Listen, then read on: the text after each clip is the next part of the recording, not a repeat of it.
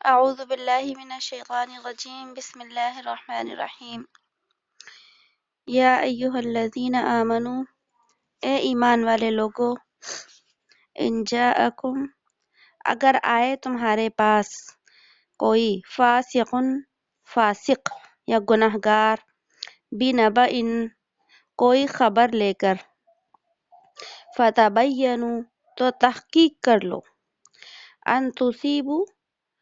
کہ تم کہیں پڑ جاؤ قوماً کسی قوم پر بجہالت نادانی سے فتصبحوا پھر کل کو علی ما فعلتم اپنے کیے پر نادمین تم نادم ہو۔ اے ایمان والے لوگو اگر آئے تمہارے پاس کوئی فاسق کوئی خبر لے کر فتبینوا تو تحقیق کر لو یہ کہ کہیں تم پڑ جاؤ کسی قوم پر جہالت کے ساتھ یا نادانی کے ساتھ پھر کل کو تم اپنے کیے پر نادم ہو یا پچھتاؤ۔ آگے فرمایا وَاعْلَمُوا اور تم جان لو اَنَّ فِیکُم کہ بے شک تم میں رسول اللہ اللہ کا رسول ہے لو یطیعکم اگر وہ تمہاری بات مان لے فی کثیر من الامر بہت سے معاملات میں یا بہت سے کاموں میں لعنتم تو تم پر مشکل پڑے ولیکن اللہ اور لیکن اللہ نے حبب الیکم الایمان لیکن اللہ نے محبت ڈال دی تمہارے دل میں ایمان کی وزینہ فی قلوبکم اور مزین کر دیا تمہارے دلوں میں وکرہ الیکم اور نفرت ڈال دی تمہارے دلوں کے اندر الکفر کفر کی والفسوق اور گناہوں کی والعصیان اور نافرمانی کی اولئک هم الراشدون وہی لوگ ہیں نیک راہ پر وَاعْلَمْ من اللہ اللہ کے فضل سے ونعمتاً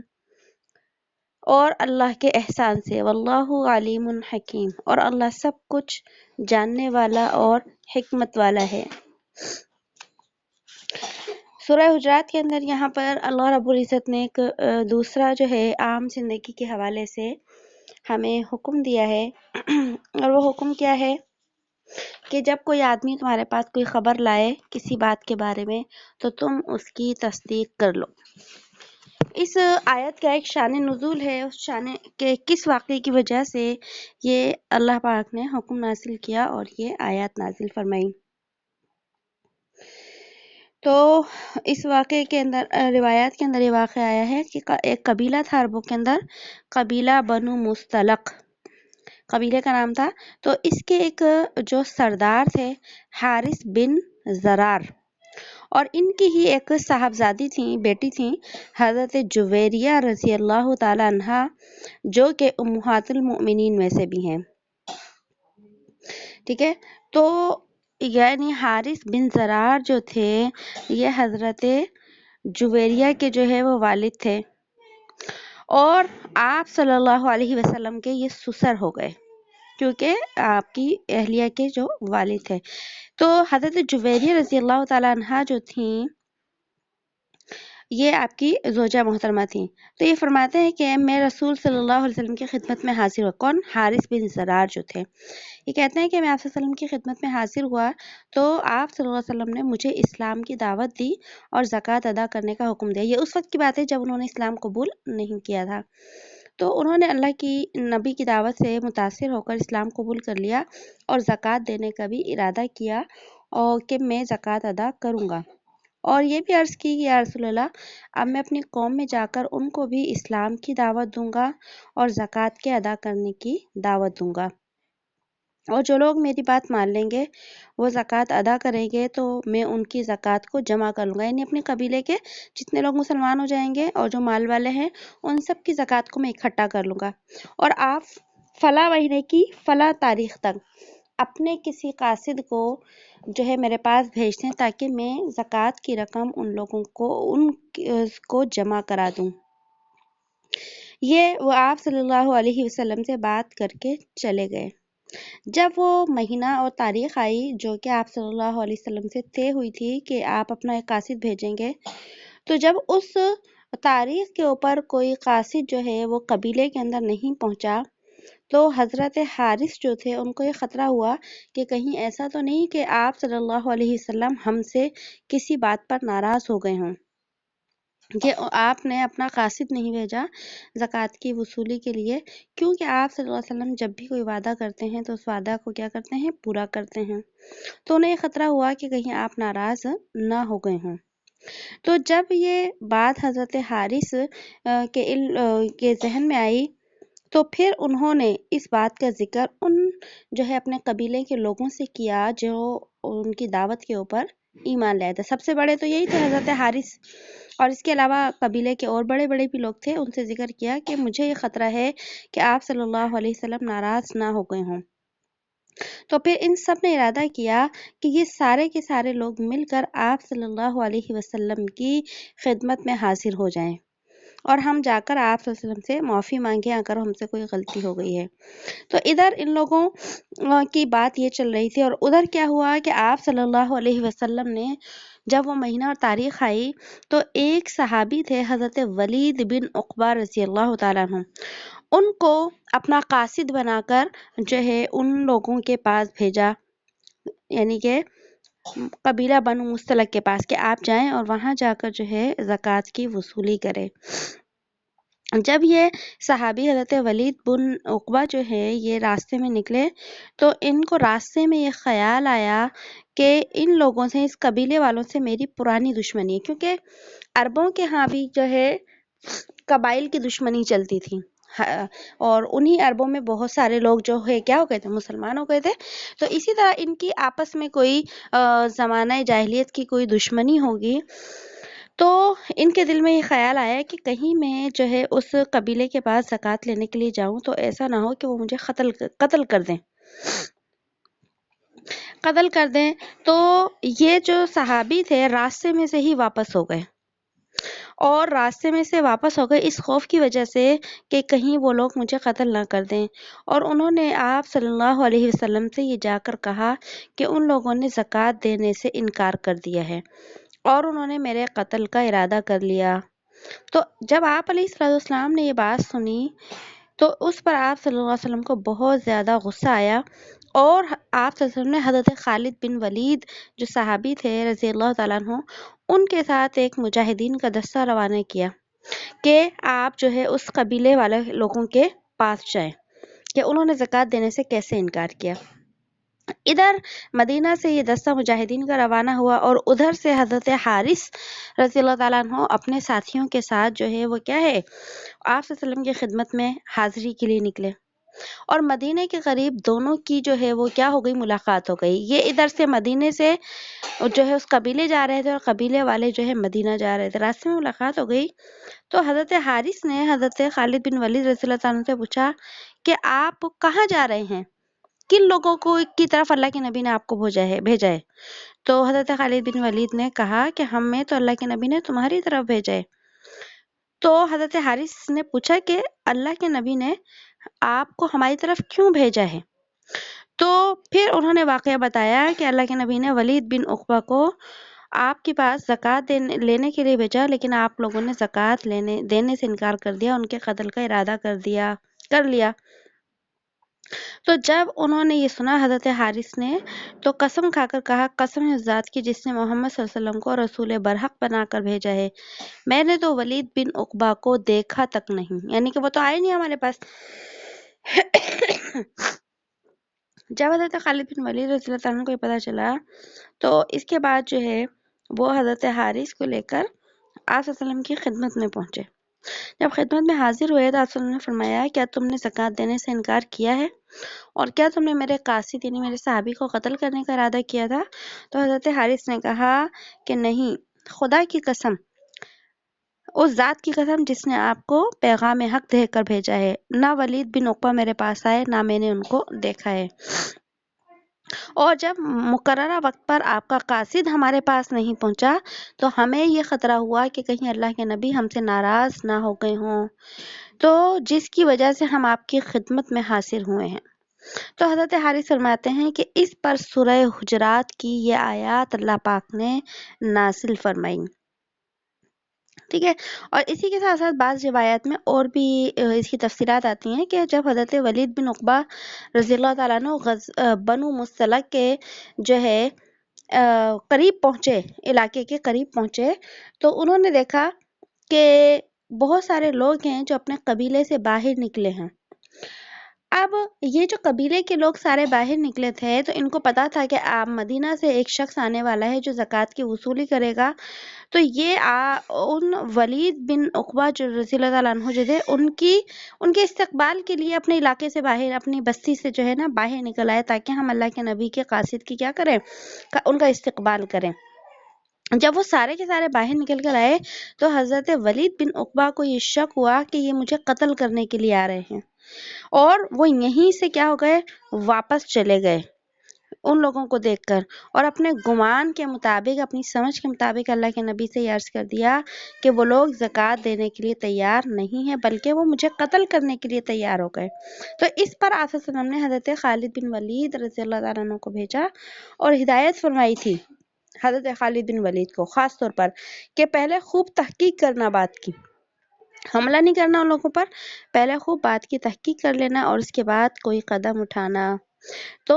حضرت خالد بن ولید رضی اللہ تعالیٰ عنہ نے جب اس بستی کے قریب پہنچے تو بستی سے باہر ہی قیام فرمایا اور اپنے کچھ جاسوس جو تھے وہ جو ہے اس قبیلے کے اندر بھیج دیے کہ قبیلے کے اندر جا کر معلومات کریں کہ کیا واقعی ان لوگوں نے اللہ کے نبی کے قاصد کو قتل کرنے کا ارادہ کیا تھا اور زکوٰۃ دینے کا انکار کیا تھا۔ تو جب وہ جاسوس سے جو ہے وہ خبریں لے کر آئے، معلومات کر کر آئے، تو انہوں نے بتایا کہ قبیلے کے سارے لوگ اسلام پر قائم ہیں، ایمان پر قائم ہیں، نماز اور روزے کے، زکوٰۃ کے پابند ہیں، اور ان کے اندر کوئی بھی خلاف اسلام بات نہیں پائی گئی۔ تو اس کے بعد جو ہے پھر اللہ رب العزت نے سورہ حجرات کی یہ آیات نازل فرمائی۔ اس آیت سے کیا ثابت ہوتا ہے کہ اگر کوئی شریر یا فاسق شخص اگر کسی قوم کی کوئی شکایت کرے یا کوئی الزام لگائے، ٹھیک ہے، تو اس کی خبر یا اس کی گواہی کے اوپر جو ہے وہ عمل کرنا جائز نہیں جب تک کہ اس کی مکمل تحقیقات نہ کر جائے۔ گویا عام زندگی کے لیے ہمیں اس آیت سے یہی حکم ملا ہے۔ اب کوئی فاسق شخص، ایک شخص وہ ہوتا ہے جو کہ جھوٹ بھی بولتا ہے اور لوگوں کے بارے میں بدگمانی بھی رکھتا ہے، کبھی کسی کے متعلق غلط بات کرتا ہے، کبھی کسی کے متعلق غلط بات کرتا ہے، بہت سے ایسے لوگ ہوتے ہیں ہمارے ارد گرد۔ اب اگر وہ کسی ایسے لوگ جو کہ جھوٹ بھی بولتے ہیں، غلط بیانیاں بھی کرتے ہیں، لوگوں پر الزام تراشیاں بھی کرتے ہیں، بغض بھی رکھتے ہیں، لوگوں سے حسد بھی رکھتے ہیں، یہ سارے فسق میں یہ باتیں جو ہیں آ جاتی ہیں۔ تو اگر ایسے لوگ کسی کے بارے میں، کسی قوم کے بارے میں کہہ لیں یا کسی شخص کے بارے میں کہہ لیں، اپنے رشتہ داروں میں سے کسی کے بارے میں کہہ لیں، اگر کیا کرتے ہیں کسی کی شکایت کرتے ہیں کسی بڑے کے پاس جا کر، کسی چھوٹے کی شکایت کرتے ہیں کسی بڑے کے پاس جا کر، تو اس بڑے کی ذمہ داری بنتی ہے کہ کیونکہ یہ شخص جھوٹا بھی ہے اور اپنے دلوں کے اندر دوسروں کے لیے برائیاں بھی رکھتا ہے، اس لیے ہو سکتا ہے یہ بات جو یہ کہہ رہا ہے اپنے دل کی کسی برائی کی وجہ سے کہہ رہا ہو، اپنے کسی غصے کی، اپنے کسی کینے اور حسد کی وجہ سے کہہ رہا ہو، لہٰذا اس کی بات کی وجہ سے کسی کو کوئی سزا دینا یا اس کے لگائے گئے الزام کو سچ مان لینا اور دوسرے شخص کے ساتھ برا سلوک کرنا یہ ہرگز جائز نہیں ہے۔ لہٰذا ایسے کسی فاسق آدمی کی شکایت کے اوپر بھی بغیر تحقیق کے جو ہے عمل نہیں کیا جائے گا، اور اس کی شہادت کے اوپر بھی جو ہے عمل نہیں کیا جائے گا۔ شہادت یعنی وہ گواہی دے رہا ہے کسی کے بارے میں، تو اس کی شہادت بھی شریعت نے قبول نہیں کی ہے بغیر کسی تصدیق کے۔ لہٰذا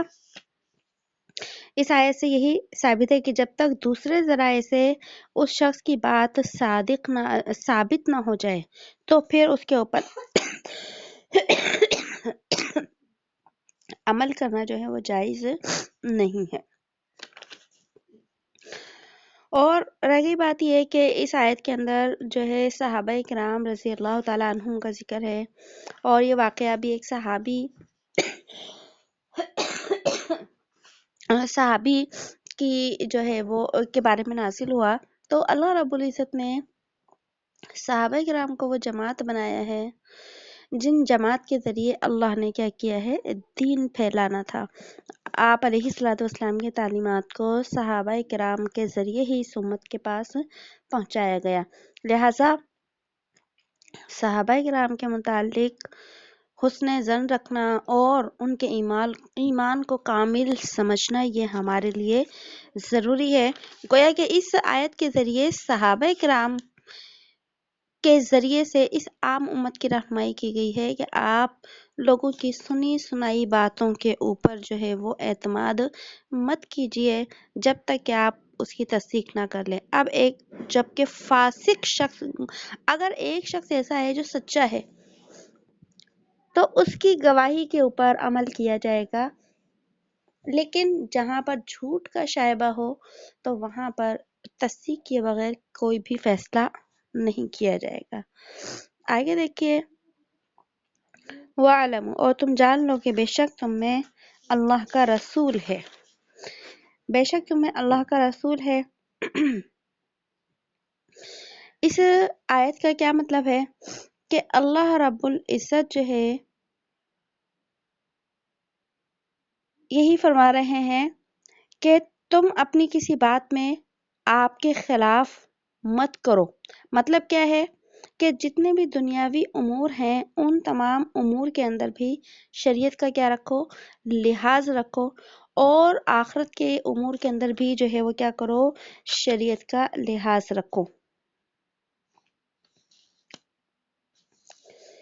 اچھا جی، دیکھیے اس سے پہلی آیت کے اندر ہم نے پڑھا کہ ولید بن عقبہ اور قبیلہ بنو مستلق کا ذکر تھا کہ ان کو صحابی کو جو ہے زکوٰۃ وصول کرنے کے لیے جو ہے وہاں پر بھیجا گیا، لیکن انہوں نے یہ بتایا کہ وہ قبیلے کے لوگ مرتد ہو گئے ہیں اور انہوں نے زکوٰۃ دینے سے کیا کر دیا ہے، انکار کر دیا ہے۔ اس پر صحابہ کرام بھی کیا ہو گئے، مشتعل ہو گئے تھے کہ اللہ کے نبی کے ہاتھ پر بیعت کی اور پھر وعدہ کیا زکوٰۃ ادا کرنے کا، اور پھر کیا کر دیا، انکار کر دیا۔ لہٰذا ان سب کی رائے یہ تھی کہ ان لوگوں کے لیے جو ہے مجاہدین کو بھیجا جائے، کو بھیجا جائے، مگر آپ صلی اللہ علیہ وسلم نے حضرت ولید بن عقبہ رضی اللہ تعالیٰ عنہ کی خبر کو جو ہے قرائن کے خلاف سمجھا۔ قرائن کے خلاف یعنی نشانیوں کے خلاف سمجھا کہ جب حضرت حارث میرے پاس آئے تھے تو انہوں نے سچے دل سے جو ہے وہ کیا کی تھی، جو ہے اسلام قبول کیا اور کفر سے توبہ کی، اور سچے دل سے جو ہے زکوٰۃ دینے کا اقرار کیا، اور مجھ سے یہ وعدہ کیا کہ آپ اپنے قاصد کو بھیجیں گے تو میں جو ہے زکوٰۃ خود بھی ادا کروں گا اور باقی لوگوں کی بھی زکوٰۃ جمع کر کے ادا کروں گا۔ تو آپ صلی اللہ علیہ وسلم نے یہ بات جو ہے قرائن کے خلاف سمجھی، یہ ہے قرینہ۔ اس وجہ سے حضرت خالد بن ولید رضی اللہ تعالیٰ عنہ کو بھیجا۔ تو اب جو ہے تو قرآن کریم نے قانون بنا دیا کہ جس شخص کی خبر میں کسی بات کی وجہ سے کوئی شبہ ہو جائے تو اس پر تحقیق کیے بغیر عمل کرنا جائز نہیں، کیونکہ آپ صلی اللہ علیہ وسلم کو قرائن سے یعنی کہ ارد گرد کی باتوں سے اور ان سے کی گئی گفتگو سے یہ اندازہ ہو گیا تھا کہ حضرت ولید بن عقبہ کو غلط فہمی ہوئی ہے۔ اس غلط فہمی کے شبہ کی وجہ سے آپ صلی اللہ علیہ وسلم نے حضرت خالد بن ولید کو بھیجا اور کوئی عمل نہیں کیا۔ عمل سے مراد یہ نہیں کہ ان کے خلاف کفر کا فتویٰ لگایا ہو یا ان کی گردنوں کو اڑا دینے کا حکم دیا ہو، نہیں، پہلے تحقیق کریں، اگر بات صحیح نکلی تو ان کے خلاف کارروائی کی جائے گی، ورنہ کارروائی نہیں کی جائے گی۔ تو اس آیت میں اب جو آیت آئی ہے اس میں صحابہ کرام کو ایک ہدایت دی گئی ہے، اور وہ ہدایت یہ دی گئی کہ ان لوگوں کے یعنی کہ جو قبیلہ تھا بنو مستلق، ان کے لوگوں کے مرتد ہونے کی اور زکوٰۃ کے انکار کرنے کی خبر سن کر آپ کی جو دینی غیرت تھی وہ جوش میں آئی، یہ صحیح تھی، مگر آپ کا یہ رائے دینا کہ ان کے اوپر حملہ کر دیا جائے یہ مناسب نہیں تھا۔ مناسب وہی ہے جو اللہ کے نبی صلی اللہ علیہ وسلم نے صورت اختیار کی، کیونکہ تمہارے اندر جو ہے اللہ کے نبی کیا ہیں؟ موجود ہیں۔ ابھی جب اللہ کے نبی موجود ہیں تو جو عمل یا جو رائے یا جو فیصلہ اللہ کے نبی فرما رہے ہیں وہی فیصلہ کیا ہے؟ سب کے لیے بہتر ہے۔ اور اللہ کے نبی نے کیا فیصلہ کیا؟ بات کی تصدیق کی جائے۔ تو اس لیے مشورہ جہاں طلب کیا جائے، مشورہ دے دینے میں تو اور رائے دینے میں کوئی حرج نہیں ہے، لیکن یہ کوشش کرنا کہ رسول اللہ صلی اللہ علیہ وسلم تمہاری رائے کے مطابق ہی عمل کریں، یہ درست نہیں ہے۔ یہ صحابہ کرام کی گویا کہ تربیت دی گئی ہے۔ پیچھے ہے نا وَعَلَمُوا، اور جان لو کہ بے شک تم میں اللہ کے رسول ہیں،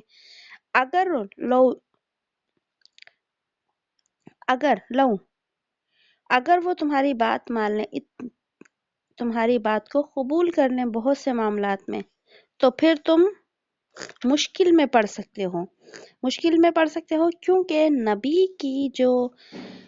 علم ہے اور نبی کا جو اللہ کی طرف سے وحی کے معاملات ہیں وہ ایک عام انسان سے جو ہے ان کی نبی کی فراست، نبی کا علم، نبی کی حکمت ایک عام انسان کے بس کی بات نہیں ہے اس کو سمجھنا، اور وہ جو اللہ نے فراست اور عقل مندی اور حکمت اور دانائی اپنے نبی کو عطا کی ہے وہ تمہیں حاصل نہیں ہے۔ اگر تم یہ سوچو کہ اگر بہت سارے معاملات میں نبی علیہ الصلوۃ والسلام تمہاری رائے کی موافقت کر لیں، جیسے آپ مشورہ دیں اور ویسے ہی نبی کر لیں، تو تم بہت سی مشکلات میں پڑ جاؤ گے، کیونکہ صحابہ تو صحابہ ہی تھے اور نبی جو تھے وہ تو نبی ہی تھے۔ نبی اور صحابہ میں تو کیا فرق تھا؟ ایک نبی تھے اور ایک امتی تھے۔ تو اس لیے اللہ کے نبی نے صحابہ کرام کی تربیت فرمائی کہ اگر ہر معاملے میں نبی تمہاری بات کو مان لیں تو تم بہت مشکل میں پڑ جاؤ گے، کیونکہ تمہاری عقل وہ کام نہیں کر سکتی جو نبی کی عقل کام کرتی ہے۔ لہذا اگر تم کہیں مشورہ دو تو پھر مشورہ دینے کے بعد اس کا فیصلہ اللہ کے نبی کے اوپر ہی کیا کر دو؟ چھوڑ دو۔ اس سے تمہیں اگر کوئی دنیاوی نقصان پہنچ بھی جائے تو تمہیں اتنا نقصان نہیں ہوگا جتنا کہ تمہاری رائے کے اتباع کرنے میں ہوگا۔ مطلب کیا ہے کہ اگر صحابہ کرام کی ایک رائے ہے اور اللہ کے نبی صلی اللہ علیہ وسلم کی رائے اس کے برعکس ہے، ایسا ہوتا نہیں تھا، صحابہ تو سراپا اتباع تھے، نبی کی اطاعت گزار تھے، لیکن اس جگہ پر جیسے صحابہ کرام کی رائے تھی کہ ان پر حملہ کر دینا چاہیے، لیکن نبی علیہ الصلوۃ والسلام نے جو ہے یہاں پر جو ہے وہ تصدیق کرنے کا پہلو اختیار کیا کہ اس خبر کی تصدیق کی جائے۔ تو اللہ پاک یہی فرما رہے ہیں کہ اگر نبی علیہ الصلوۃ والسلام تمہاری رائے کی موافقت کر کے ان کے اوپر حملہ کر دیتے تو کیا ہوتا؟ بہت نقصان ہوتا، کیونکہ وہ تو سارے کے سارے پکے مسلمان تھے اور مسلمانوں کو کیا ہو جاتا؟ خون ہو جاتا۔ اس وجہ سے اللہ کے نبی صحابہ کی تربیت فرما رہے ہیں کہ اگر کسی موقع پر نبی علیہ الصلوۃ والسلام کو تمہارا رائے اور مشورہ ملتا ہے اور نبی علیہ الصلوۃ والسلام اس کے برخلاف کرتے ہیں تو اسی کے کیا کرو؟ تابع ہو کر چلو۔ اگر کہیں چھوٹا بہت کوئی دنیا کا نقصان ہوتا بھی ہے تو اللہ کے نبی صلی اللہ علیہ وسلم کی اطاعت کا ثواب جو ہے تم کو مل کر رہے گا۔ لہٰذا ہر موقع کے اوپر اللہ کے نبی صلی اللہ علیہ وسلم کی کیا کرو؟ اتباع کو اپنے دلوں کے اندر پختہ کر لو۔ تو اب یہاں پر یہی ہے کہ اللہ نے لیکن اللہ نے حبب الیکم الایمان، محبت ڈال دی تمہارے دلوں میں ایمان کی۔ کیا والا؟ صحابہ کی تعریف فرما رہے ہیں کہ تمہارے دلوں کے اندر ایمان اتنا پختہ ہے، وَزَيَّنَهُ فِي قُلُوبِكُمْ، اور مزین کر دیا تمہارے دلوں کو، کہ اللہ نے تم کو مصیبت سے بچا لیا۔ کس طرح مصیبت سے بچا لیا؟ کہ تمہارے دلوں کے اندر ایمان کو جو ہے وہ بسا دیا کہ جیسے نبی نے کہا رائے تمہاری الگ تھی، لیکن جیسے نبی نے کہا کہ میں اس خبر کی ہمیں جو ہے تحقیق کرنا چاہیے تو تم اسی کے اوپر ایمان لے آئے، یعنی کہ اسی کو صحیح سمجھا اور دلوں کو مزین کر دیا کہ جو نبی کی بات تھی تو اسی کی محبت تمہارے دلوں کے اندر آ گئی کہ نبی کی جو رائے ہے وہ کیا ہے، بالکل ٹھیک ہے، اور کر رہا الیکم، اور تمہارے دلوں کے اندر نفرت ڈال دی اللہ نے کفر کی اور فسوق یعنی گناہ کی اور عصیان اور نافرمانی کی۔ اور اس کی وجہ کیا ہے کہ تم ہر وقت نبی علیہ الصلوۃ والسلام کی رضامندی کی جستجو رکھتے ہو اور جو حکم نبی دیتے ہیں اس کو کیا کر لیتے ہو، مان لیتے ہو۔ تو اس وجہ سے اللہ نے فرمایا اولئک هم الراشدون، یہی ہیں وہ لوگ نیک راہ پر جو اپنی دنیا کی زندگی، اپنی آخرت کی، اپنی دین کی اور دنیا کی زندگی کے اندر نبی علیہ الصلوۃ والسلام کی اطاعت کو واجب سمجھتے ہیں تو ان کا دین کیا ہو جاتا ہے، کامل ہو جاتا ہے۔ اور اللہ نے جو تمہارے اندر یہ صفات پیدا کی ہیں تو کیا ہے، فضلم من اللہ، یہ اللہ کا فضل ہے تمہارے اوپر کہ اللہ نے تمہارے دلوں کو نبی علیہ الصلوۃ والسلام کی اتباع کے اندر سرشار کر دیا ہے۔ ونعم،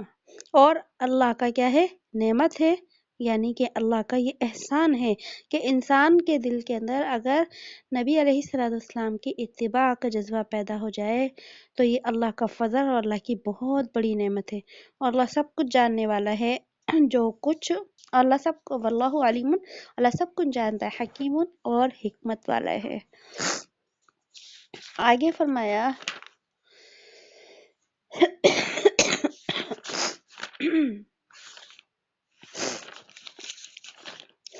وَإِن طَائِفَتَانِ، اور اگر دو گروہ من المؤمنین،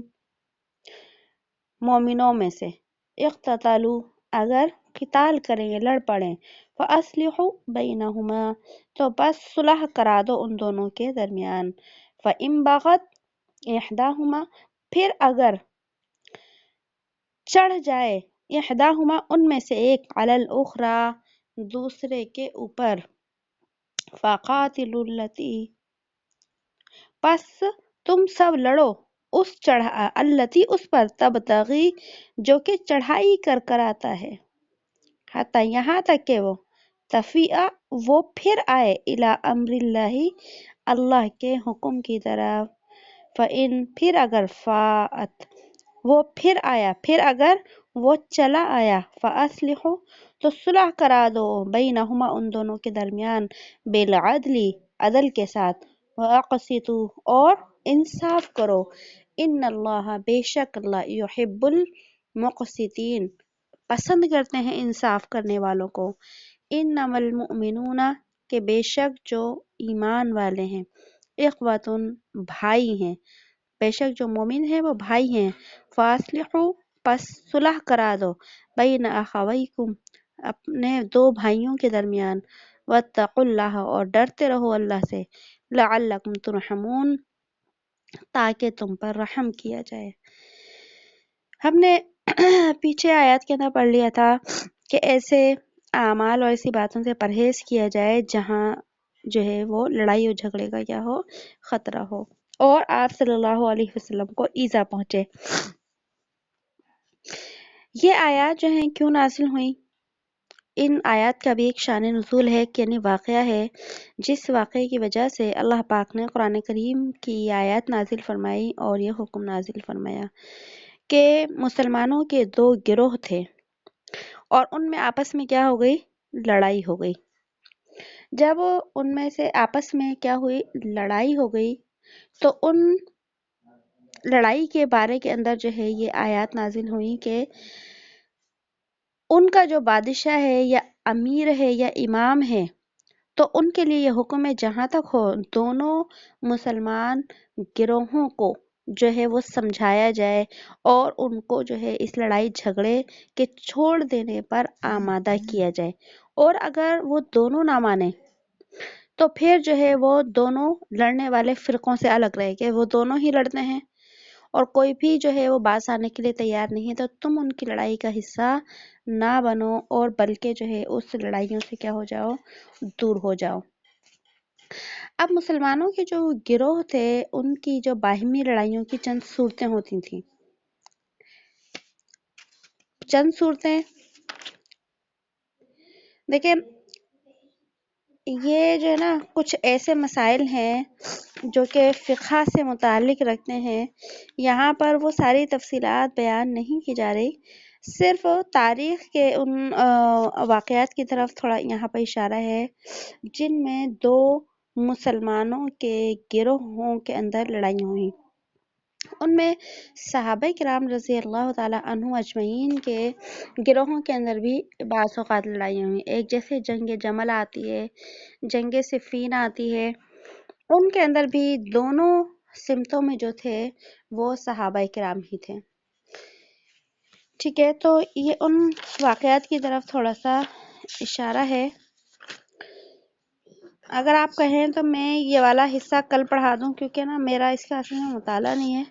آج میں نے اس کا مطالعہ نہیں کیا ہے سبق کا بالکل بھی. ہاں، یہ والا جو ہے نا، یہ لڑائی والا جو واقعہ ہے سارا، اس کا میں نے جو ہے مطالعہ نہیں کیا ہے. آگے والا جو تھوڑا سا ہے اس کو ہم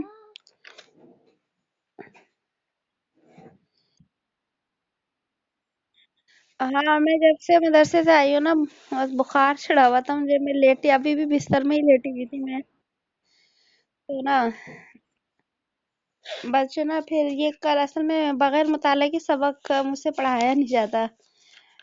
مزہ بھی نہیں آتا سبق پڑھانے میں. تو یہ والا جو ہے نا میں مطالعہ کر لوں گی، کل انشاءاللہ ہم زیادہ سبق پڑھ لیں گے پھر. ٹھیک ہے، بسم اللہ الرحمن الرحیم. سبحان اللہ وبحمدہ، سبحانک اللہم وبحمدک، نشہد ان لا الہ الا انت، نستغفرک ونتوب الیک. سبحان ربک رب العزت عما یصفون، وسلام علی المرسلین، والحمد للہ رب العالمین. اور ہمارا جن جن طالبات نے کلاس نہیں لی ہے ان کو یا تو پرسنل میں میسج کریے گا کہ وہ کلاس لیں، وہ